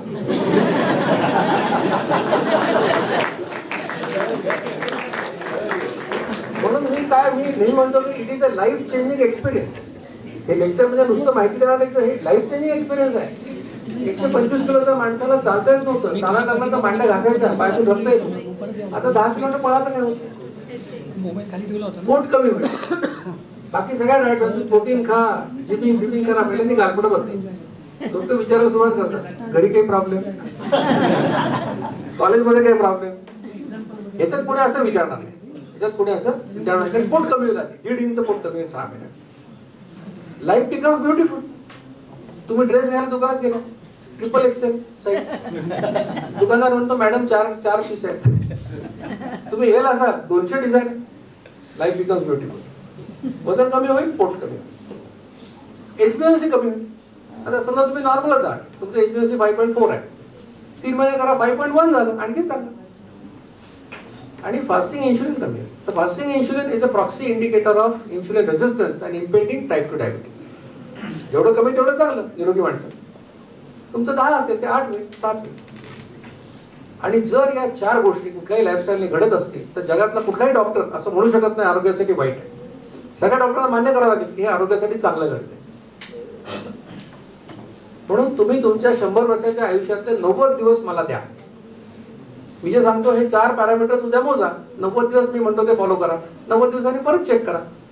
आणि जर मी म्हणतो ते खरोखर झालं तुमच्या बाबतीत तर विश्वास ठेवा आणि मेक इट अ लाईफस्टाईल, असं मला तुम्हाला विनंती. आम्ही अभियानातून काय शिकलो? 2013ला अभियान सुरू झालं. काय शिकलो आम्ही? पहिली गोष्ट शिकलो की डायबिटीस इज अंडर डायग्नोस्ड. काय अंडर डायग्नोस्ड आहे? ब्लड शुगरवर करतो आम्ही. HbA1c केलं तर 30% लोक जास्त प्री डायबिटिक किंवा डायबिटिक डायग्नोस होतात. आम्ही अनेक ठिकाणी प्रोजेक्ट राबवले. आमच्या असं लक्षात आलं की औषधं घेणाऱ्या डायबिटीसपेक्षा न घेणाऱ्या लोकांची संख्या 4 ते 6 पट जास्त अनडायग्नोस्ड. आणि इट इज ओव्हर ट्रीटेड. असं का म्हणतो मी? कारण type 2 diabetes is a lifestyle disorder. आणि लाईफस्टाईल डिसऑर्डरला सोल्युशन काय पाहिजे? लाईफस्टाईल इम्प्रूव्ह करा. मेडिसिन हे त्याचं सोल्युशन असू शकत नाही. सगळ्या गाईडलाईन सांगतात की 3 महिने लाईफस्टाईल सांगा. आता सध्या लाईफस्टाईल काय सांगतो आम्ही डायबिटीसच्या पेशंटला? 3-4 तासाला खा आणि व्यायाम करा. व्यायाम करा तर ठीक आहे, पण 3-4 तासाला खाऊन कुठल्या डायबिटीसचं भलं झाल्याचं उदाहरण आहे का? डायबिटीसची स्टोरी काय? पहिल्या वर्षी मेटफॉर्मिन 500 मिलीग्रॅम, 2 वर्षांनी 1000, 3 वर्षांनी काय ग्लिबिप्राइड, मग अजून काहीतरी, मग शेवटी इन्शुलिन, मग किडनी डॅमेज, मग रेटिना डॅमेज. हीच सगळ्यांची स्टोरी आहे ना. मग मल्टिपल टाइम खाण्याची जी लाईफस्टाईल आहे याच्यावर सांगणाऱ्या डॉक्टरचाही विश्वास नाही आणि करणाऱ्या पेशंटचाही विश्वास नाही, म्हणून कोणी लाईफस्टाईल सांगायला. 3 महिने वेळ कोणी कोणाला देतच नाही. आम्ही स्टडी केला, 50% पेशंटला ज्या दिवशी डायबिटीस डायग्नोज झाला त्याच दिवशी मेडिसिन चालू केलं. लाईफस्टाईलचा प्रश्नच नाही, कारण त्या लाईफस्टाईलवर त्यांचा विश्वासच नाही दोन्ही पार्टीचा, म्हणून कोणी सांगत नाही. अजून एक महत्वाची गोष्ट की लाईफस्टाईल सांगायची असेल तर मग HbA1c 8 आहे, 10 आहे, 12 याला महत्व आहे का? डायबिटीस मध्ये आम्हाला ब्लड शुगर किती आहे याही पेक्षा जास्त महत्वाचं काय? त्या वाढलेल्या ब्लड शुगरमुळे एंड ऑर्गन डॅमेज झालाय का? काही नेफ्रोपॅथी झाली आहे का? न्यूरोपॅथी झाली आहे का? रेटिनोपॅथी झाली आहे का? ते बघणं महत्वाचं आहे. आणि आपल्याकडे पॅरामीटर काय आहे? कारण एखाद्या माणसाचं HbA1c जर आज 10 असेल तर याचा अर्थ ते काय 24 तासात झालं का रात्रभरात? नाही, मागचे 3 महिन्यात कमीत कमी तसंच होत होते. कदाचित वर्षभर ते 8च्या पुढे होते. मग त्याचं एंड ऑर्गन डॅमेजसाठी तुम्ही SGPT करा, सिरम क्रिएटिनिन करा, युरिन मायक्रोअल्ब्युमिन करा, EGFR करा, रेटिनोस्कोपी करा, आणि तो नॉर्मल असेल त्याला तुम्ही सेफली लाईफस्टाईल देऊ शकता. म्हणजे शुगर लेवल नुसतं बघण्याचं महत्व नाही, कारण असा कुठलाही कन्व्हिन्सिंग एव्हिडन्स नाही जो असं म्हणतो की शुगर 250 असेल 4 महिने तर लिव्हर डॅमेज होईल किंवा किडनी डॅमेज होईल. असा कुठला एव्हिडन्स नाही. हे एम्पिरिकल आहे. जितका उशीर डायबिटीसच्या माणसाला डायग्नोज झाल्यानंतर तुम्ही त्याला लाईफस्टाईल सांगितली ही मी सांगतो ती, तर तो 3-4 महिन्यामध्ये डायबिटीस रिव्हर्ट झालेली दिसेल तुम्हाला. आमच्या पुण्याच्या सेंटरला एक पोलीस 16.9 HbA1cचा माझ्याकडे आला. आतापर्यंत आमच्या रेकॉर्डमधला हायेस्ट HbA1c 16.9. त्यांनी सिन्सिअरली फॉलो केला. दुसऱ्या महिन्यात ते 9.5 झालं आणि 4 महिन्यात ते 6च्या खाली गेलं. म्हणजे लाईफस्टाईलचा इफेक्ट एवढा पॉवरफुल असू शकतो, इतका रिझल्ट तुम्हाला मेटफॉर्मिन आणि इन्शुलिन देऊन सुद्धा मिळणार नाही. म्हणून जितकं हुशार तुम्ही त्याला औषध द्याल आणि लाईफस्टाईल सांगाल आधी, त्याला हायपोग्लायसेमियाची भीती नसते, कारण मेडिसिन घेत नसल्यामुळे it is easy to revert. अजून एक आम्ही शिकलो की hypoglycaemia is an opportunity to reduce the dose of anti diabetes medicine. हे कितीतरी डॉक्टरांच्या डोक्यात शिरत नाही. हॉस्पिटलला पेशंट ऍडमिट असताना तुम्ही त्याचे इन्शुलिनचे डोस कसे ऍडजस्ट करता? हो, त्याची ग्लुकोज लेवल बघूनच करता ना. समजा एखादा माणूस सध्या काय घडते बघा, की समजा माणूस 12 वाजता तो ग्लिबिप्राइडचं औषध घेतोय डायबिटीससाठी, 4 वाजता त्याला हायपो झाला. आता हायपो काय फार काय बरं वाटणारं फिलिंग नाहीये, त्रास होतो माणसाला. तो डॉक्टरला फोन करणार, डॉक्टर म्हणतो गोड खा. आवश्यक आहे, कारण शुगर बरं यायला पाहिजे, कारण हायपोग्लायसेमिया डेंजरस, पेशंट कोमा जाऊन मरू शकतो एखादा. मग जेव्हा त्या पेशंटला सांगितलं गोड खा, त्याला तरी गोड खाल्लं. आता पेशंटची सायकोलॉजी बघा, दुसऱ्या दिवशी 3:30 वाजल्यापासून पेशंट हायपोची वाट बघत असतो. त्याला वाटतं कधी होईल, कारण ते अनप्लेझंट फिलिंग आहे, त्याला ते आवडत नसतं. मग तो 15 मिनिटं कळ काढतो आणि पावणे त्याला गोड खाऊन घेतो, भानगडच नको उगाच. मग असं तो खातो. तुमच्याकडे आला की HbA1c वाढलेलं, शुगर वाढलेली, पुन्हा अजून मेडिसिन, मोर मेडिसिन, मोर हायपो, मोर हायपो, मोर स्वीट्स, मोर मेडिसिन, हे विशेष सायकल चालू राहतं. आमच्या डायबिटीज रिव्हर्सल सेंटर मधला फिजिशियन काय करतो, त्या दिवशी त्याला गोड खायला सांगणं आवश्यकच आहे, पण दुसऱ्या दिवशी काय करतो की तिथं ग्लिबिप्राइड 1 मिलीग्रॅमचं 0.5 करतो. मग त्याला हायपो होत नाही, त्याला हायपो होणार परत 15 दिवसांनी, झालं की ते बंद करतो. अशाच पद्धतीने लोकांची औषधं बंद होतात, कमी होतात आणि लोक डायबिटीज रेमिशन मध्ये जातात. म्हणजे हा विचार करण्याच्या पद्धतीमधला फरक आहे, अप्रोच मधला फरक आहे. जर मी असा डायबिटीज, मला वाटतं की डायबिटीज इरिव्हर्सिबल आहे आणि मग माझ्यासाठी पेशंटसाठी मला 2 कामं करायला लागतात. एक, त्याची शुगर लो जाऊ नये, कधी हायपो जाऊ नये, म्हणून त्याला मी मल्टिपल टाइम खायला सांगतो. दुसरं मला काम करायचं असतं की याची शुगर जास्त पण होऊ नये, ऑर्गन डॅमेज होऊ नये, मग मी त्याला अशा औषध देतो, मल्टिपल मेडिसिनचं combination, extended release, slow release, Lantus insulin, म्हणजे 24 आवर्स तो कव्हरमध्ये पाहिजे. पण मी जर असा डायबिटीज असेल की त्याला वाटतं की याचा डायबिटीज रिव्हर्सिबल आहे, मी काय करणार, मग त्याला 2दा खायला सांगेन. मी त्याला एक मॉलिक्युलचं वेगळं मेडिसिन देईन, ग्लायकोमेट वेगळं देईन, ग्लिबिप्राइड वेगळं देईन, कारण मला ते बंद करायचं आहे. एकाच औषधामध्ये ग्लिबिप्राइड पण आहे, पायक्लेडाझोन पण आहे, मेटफॉर्मिन पण आहे, ते कमी कसं करायचं, मग प्रॉब्लेम येतो. तर हा अप्रोचचा प्रश्न आहे. पुढे चांगला म्हटलंय की नजरिया बदलो, नजारे बदलेंगे, कश्ती का रूप बदलो, किनारे बदलेंगे. तर हा अप्रोचचा चेंज डायबिटीजने करणं आवश्यक आहे असं मला वाटतं की त्याने हे समजून घ्यायला हवं की जे ते आयुष्यभर त्यांनी करू शकलेले नाही. मल्टिपल टाइम खाण्याची लाईफस्टाईल फेल गेलेली आहे, यासाठी कुठलाही रिसर्च करायची गरज नाही. प्रत्येक डायबिटीजचा पेशंट आणि कॉम्प्युटर रेकॉर्ड असलेला प्रत्येक डायबिटॉलॉजिस्ट त्याचा पुरावा आहे. तुम्ही जर कोणाचं औषध बंद केलं नसेल, कमी केलं नसेल आणि एक पब्लिक एक्सपर्ट जर हजारो लोकांचा डायबिटीस त्यांना रिमिशन मध्ये नेत असेल, तर माझ्याकडे बघणं तुमचं काम आहे. तुम्ही असं म्हणू नका की लॅन्सेट मध्ये छापून झाल्यावर आम्ही करू.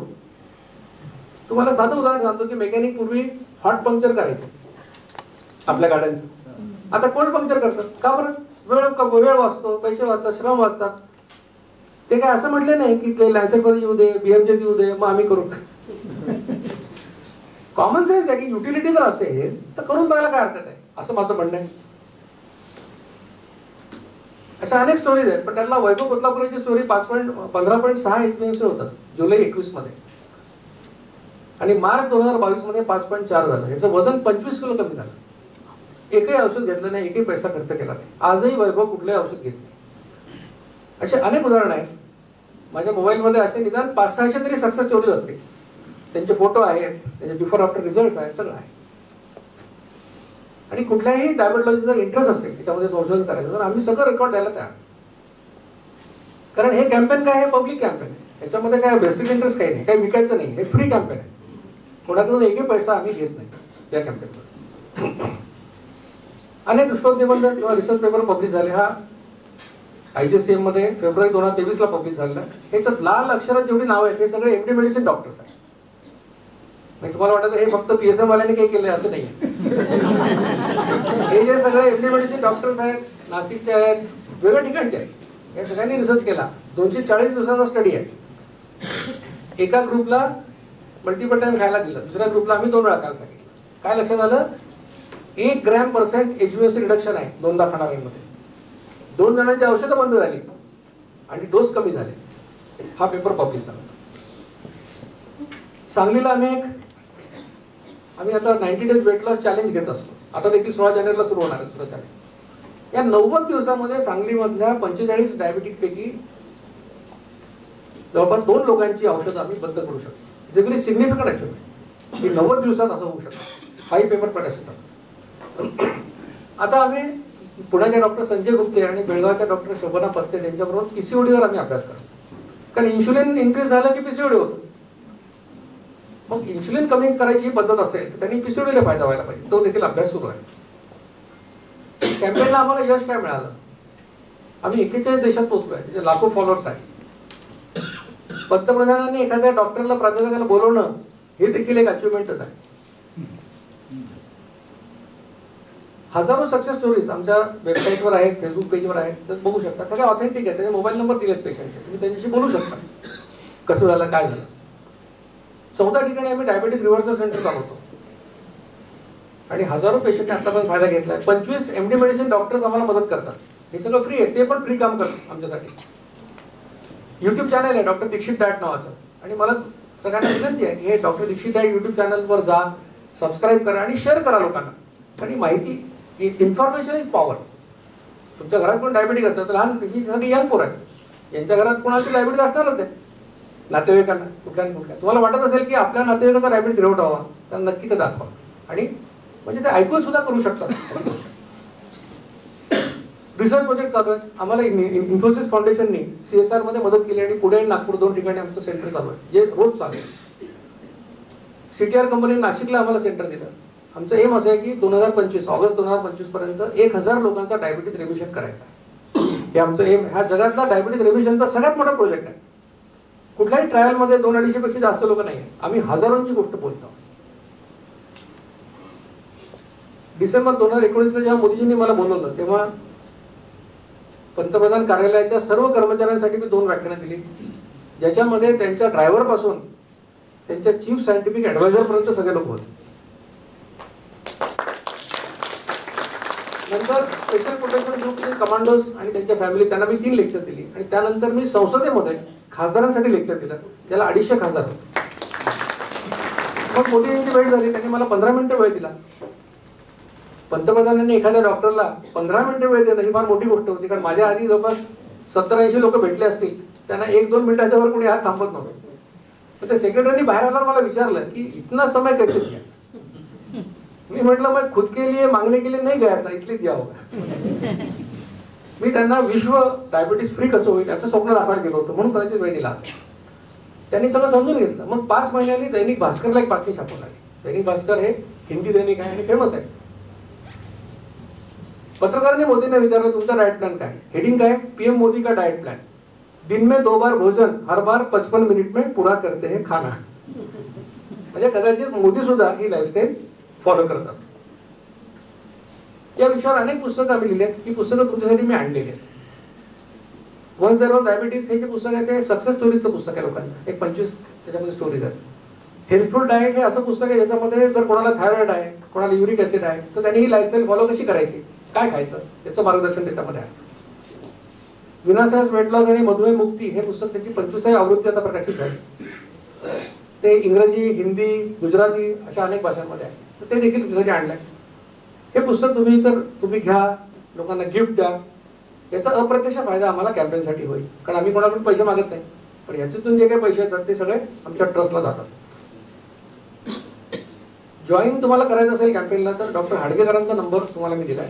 आणि तुम्ही जर इथले फॅकल्टी असाल, स्टुडंट असाल, तर तुम्ही डायरेक्टली माझ्याशी संपर्क केला तरी चालेल. पण हा नंबर देऊन ठेवलाय. यांना व्हॉट्सअप मेसेज करा की आम्हाला जॉईन व्हायचं, का तुमचे नातेवाईक असतील त्यांना जॉईन व्हायला सांगा. ते तुम्हाला व्हॉट्सअपवर काही रिपोर्ट मागवतील, HbA1c, फास्टिंग इन्शुलिन, प्रिस्क्रिप्शन मागतील आणि मग तुम्हाला ते गाईड करतील. याच्यामध्ये प्रत्यक्ष भेटण्याची आवश्यकता नसते. बऱ्याचशा गोष्टी व्हॉट्सअपवर आणि फोनवर होतात आणि त्यात कुठलाही खर्च येत नाही आणि तुम्ही आरामात करू शकाल.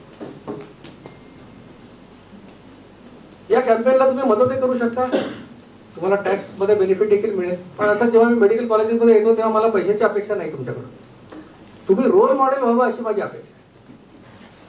एखादा युरोलॉजिस्ट, एखादा नेफ्रोलॉजिस्ट, एखादा कार्डिओलॉजिस्ट जेव्हा हे करतो आणि सांगतो की हे असं घडतं, ते अभियानासाठी फार मोठी गोष्ट आहे. आणि मला खात्री आहे की तुमच्यापैकी बरेच लोक जेव्हा करतील आणि फायदा होईल तेव्हा लोकांना सांगतील. हे सगळे रेफरन्स आहेत ज्यातून जे रिसर्च पेपर्स जे मी पब्लिश केले त्याच्या आधारे मी आजचं तुम्हाला व्याख्यान दिलेलं आहे. अजूनही 2-3 पेपर पाईपलाईन मध्ये आहेत. आता एक महत्वाची गोष्ट, काही महिन्यापूर्वी एका संस्थेने एक सर्वे केला. 260 डायबेटॉलॉजिस्टना प्रश्न विचारला. पहिला प्रश्न विचारला की डायबिटीज हा रिव्हर्सिबल आहे का. 71% डायबेटॉलॉजिस्ट म्हणाले हो रिव्हर्सिबल आहे. तुमच्या ते जे कोण डायबिटिक आहे त्यांना तुमच्या डॉक्टरने सांगितलं होतं की डायबिटीज तुमचा रिव्हर्सिबल आहे, नाही सांगितलं, पण सर्वे सांगितलं 71% लोकांनी. मग त्यांना प्रश्न विचारला की तुमच्याकडे जे पेशंट येतात त्याच्यापैकी किती टक्के लोक रिव्हर्ट होऊ शकतात. ते म्हणाले 40% लोक रिव्हर्ट करू शकतात. मग साहजिकच तिसरा प्रश्न विचारला की तुम्हाला हे माहिती आहे की रिव्हर्सिबल आहे, 40% लोक करू शकतात, मग पेशंटला सांगत का नाही तुम्ही. त्यावर त्यांनी 3 कारणं दिली. पहिलं कारण सांगितलं की आमचे 86% पेशंट काही लाईफस्टाईल डिसिप्लिन फॉलो करू शकत नाही. दुसरं सांगितलं की 43% लोकांना फॅमिलीमध्ये सपोर्टच नाही करायला. 29% डॉक्टर म्हणाले की आमच्याकडे डायटिशियन, फिजिकल इन्स्ट्रक्टर नाही आहे, हे सगळं स्ट्रक्चर डायबिटीज रिव्हिजन प्रोजेक्ट राबवण्यासाठी, अशी कारणं त्यांनी सांगितली. पण खरं कारण काय, हे सगळं तुम्हाला दिलं समजा, आणि तरी तुम्ही पेशंटला वारंवार खायलाचा सल्ला दिला तर त्यांची तुम्ही मातीच करणार. जी एवढ्या वर्ष तुम्ही केलं तेच तुम्ही करणार. म्हणून डायबिटीस रिव्हर्स करायचं असेल तर एक स्ट्रॅटेजी फेल झाली असेल तर दुसऱ्या स्ट्रॅटेजीचा विचार करायला लागेल, दुसऱ्यावर प्रयोग करायला लागेल. आणि मी नेहमी सांगतो लोकांना की या कॅम्पेन म्हणजे माझं काही ब्रेड अँड बटर नाही. तुम्ही सांगितलं हे चुकीचं आहे, अनसायंटिफिक आहे, याचं नुकसान होतं किंवा बंद, उद्यापासून बंद करतो. हे काय माझा पोटाचा व्यवसाय नाही आहे, हे माझं पॅशन आहे. पण तुम्हाला ह्याच्याकडे दुर्लक्ष करता येणार नाही हे नक्की. You cannot ignore this campaign, कारण तुमचे पेशंट तुम्हाला शिकवतील की आम्हाला फायदा झाला. आणि कल्याणचे माझे 2 डॉक्टर्स आहेत जे DRCला आम्हाला मदत करतात, डॉक्टर उपासने आणि डॉक्टर निसार. त्यांनी त्यांच्या मनोगतात दिलंय की आमच्या पेशंटने आम्हाला सांगितलं की हे 2दा केल्यामुळे आमच्या गोळ्या बंद झाल्या आणि म्हणून आम्ही तुमचे व्हॉलेंटियर झालो काम करण्यासाठी. तुमच्याकडनं माझी अपेक्षा काय, पहिलं मी सांगितलं की माझ्यावर विश्वास ठेवायची गरज नाही, स्वतःच्या अनुभवावर विश्वास ठेवा. पण अनुभव येण्यासाठी प्रयोग करावा लागतो, त्यासाठी 3 महिने वेळ द्या. फायदा झाला, लाईफस्टाईल करा, लोकांना सांगा, इतरांना सांगा. हे फार महत्वाचं आहे, कारण हे कॅम्पेन माझ्या एकट्याचं नाही आहे, डॉक्टर जिस्करांचं एकट्याचं नव्हतं, माझ्या 100 कोऑर्डिनेटरचं नाही आहे, हे आपल्या सगळ्यांचं कॅम्पेन आहे. हे सगळं सांगण्याचा उद्देश काय बघा, या देशामध्ये 12 कोटी लोकांना डायबिटीस आहे, त्यापैकी 6 कोटी लोकांना माहित नाही त्यांना डायबिटीस आहे. अँप्युटेशन आपण यांचे करतो, पाय कापायचे ऑपरेशन करतो, ते 50% लोक डायबिटिक असतात. ज्यांची विजन जाते असे 50% लोक डायबिटीसचे पेशंट असतात. विचार करायचा, नुसता मेटफॉर्मिनचं औषध सकाळ संध्याकाळ 500 मिलीग्राम घेतलं तरी देखील 300 रुपये खर्च येतो महिन्याला. भारतामध्ये 70% कुटुंबांचं वार्षिक उत्पन्न 5-6 हजार रुपये सुद्धा नाही आहे, अशी परिस्थिती आहे. विचार करा की मध्यमवर्ग कुटुंबाचा एखादा पुरुष 55 वर्षी त्याचा डायबिटीसने पाय कापला आणि त्या पलंगात पडू नये आणि 20 वर्ष जिवंत राहायला पुढे, त्या घराचं काय? मध्यमवर्गीय घर हे दारिद्र्यरेषेखाली जाईल. या अशा भीषण परिस्थितीमध्ये एक माणूस तुम्हाला अशी लाईफस्टाईल सांगतो जी फुकट आहे, ज्याला डॉक्टर, एक्सपर्ट, मशीन, पावडर काही लागत नाही, जे आनंदाने आयुष्यावर करता येण्यासारखं आहे. आणि त्या लाईफस्टाईलला आयुर्वेद, वेद आणि मॉडर्न मेडिसिन सगळ्यांचा सपोर्ट आहे. नुसतंच वजन कमी होईल असं नाही, तर डायबिटीस प्रिव्हेंट होईल आणि रिव्हर्ट होईल. असं जर असेल तर मला असं वाटतं की या देशाचे जबाबदार नागरिक म्हणून आपलं हे कर्तव्य आहे की आपण करून पाहायला पाहिजे. मी असं म्हणणार नाही विश्वास ठेवायला पाहिजे, करून पाहायला पाहिजे. आणि हे केल्यानंतर जर फायदा झाला तर हे लोकांना सांगितलं पाहिजे. कारण माझ्या दृष्टीने लठ्ठपणा आणि डायबिटीस हे जी महासाथ जगामध्ये आलेली आहे, याच्यासाठीचं व्यावहारिक आणि सस्टेनेबल असं दुसरं कुठलं सोल्युशन माझ्या डोळ्यासमोर सध्या नाही. तुम्हा सगळ्यांना निरोगी जीवनाच्या हार्दिक शुभेच्छा. धन्यवाद.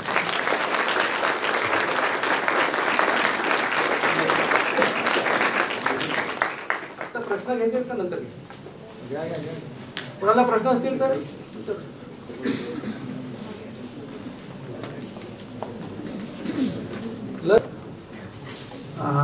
मिल्क रिड्यूस केल्याने काय फायदा होतो डायबिटीस मध्ये? आता दुधाच्या बाबतीत सांगायचं झालं तर पहिली गोष्ट अशी आहे की आईचं दूध सोडलं तर दुसरं कुठलंही दूध न्यूट्रिशन म्हणून आवश्यक नसतं माणसाला. पण लोकांना सवय असते दूध प्यायची, बरेच लोक दूध पितात. काही थेरीज अशा आहेत की दूध पिलं की डायबिटीस होतो असं म्हणणारे हो.